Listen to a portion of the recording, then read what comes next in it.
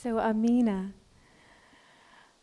spent many years in academia, and then suddenly she took the leap from academia and her theological work and decided to lead a Friday prayer service for both men and women. And what brought you to that point? Come on up here so everybody can see you.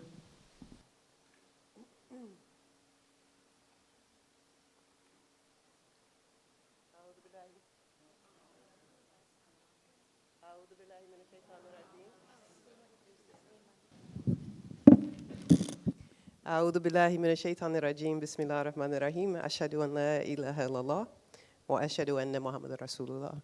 I begin as always in the name of God, whose grace I seek in this and all other matters. Thank you for having me. Chautauqua has been an interesting experience. I am going to make a recommendation that there be a little less pork served in the cafeterias. But other than that, everything's been good. I had clam chowder yesterday, and there were bacon bits in it, so it's a little bit of a challenge. Actually, I am still a very serious academic. And it's very easy to be an academic when you are doing paradigm shifting, because all you do is splitting the hairs of certain thoughts. But as an African American, descended of civil rights and black rights movement people, the possibility of me just to do that was pretty much taken away from me in 1989 when I moved to Malaysia. And I was working with a women's organization, which is one of the most well-known Muslim women's organizations in the world now, called Sisters in Islam. And then I realized that no theory is any good if you cannot put it into practice. So it was then really that I became an activist, and the rest of the events in my life follow suit.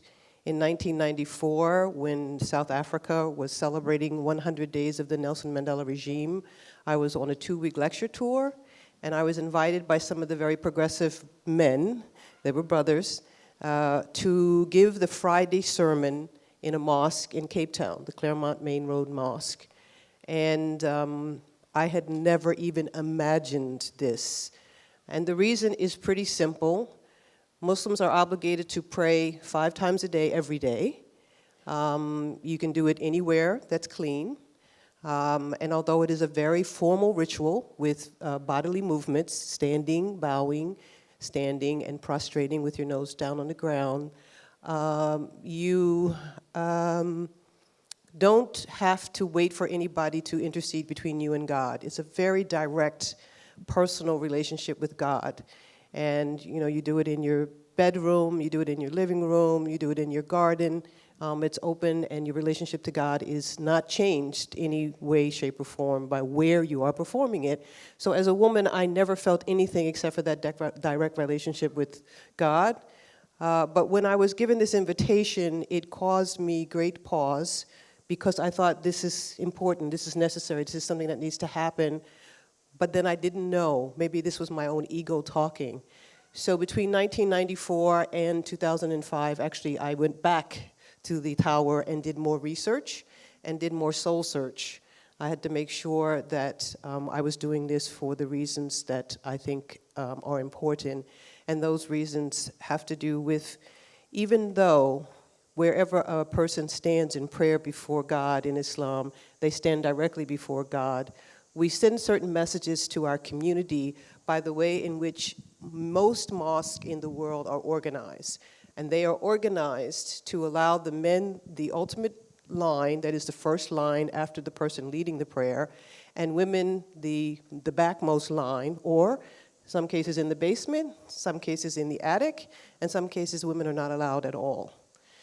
How to be able to express to the community that although God is present everywhere, community is trying to sideline women, and to put those two together, to put both the theology of God's justice and the social experience of our performance of this ritual into the same conversation. I worked on the theology, as I said, and eventually accepted an invitation to both lead the Friday sermon, which I had done in South Africa, but also to stand to lead the prayer. And there is very, very little precedent for it, but there is no textual restriction. That is, women are not prohibited by the sacred text, the Quran, or even by the Prophet's statements, nor are men specified by the Quran or by the Prophet that it must be a man. Yet, the way the law was encoded 300 years after the Prophet restricted women from this position by a majority rule, and that rule has been what has been in practice. And that practice continued up until the 20th century. In the 20th century, small pockets of people began to look at the alternative, including this group in South Africa, and realizing that there was no explicit theological restriction, we began to address the social and political restriction with regard to it and to challenge it by our practice. But until that time, it was done in very small circles. It was not publicized because, again, if you pray 5 times a day, having someone to lead the prayer is not a form of leadership, it is a functionary, the functionary who organizes this rigorous physical form of liturgy. But by 2005, we were ready to make a public statement. And in making the public statement, I did put myself and my family at risk.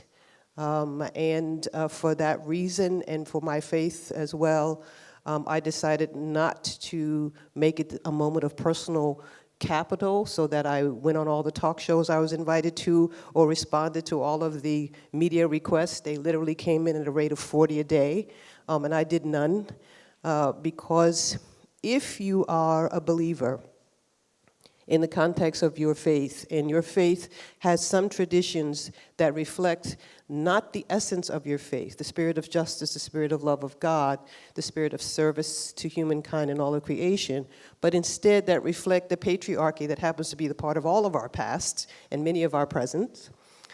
If you are a believer in that regard, then it is not about what you can get from it, it is also about the service that you can perform. So I did it as an act of service, and I am still being called upon to perform this same service, but usually it's done in a manner that's a little bit more discreet. Thanks.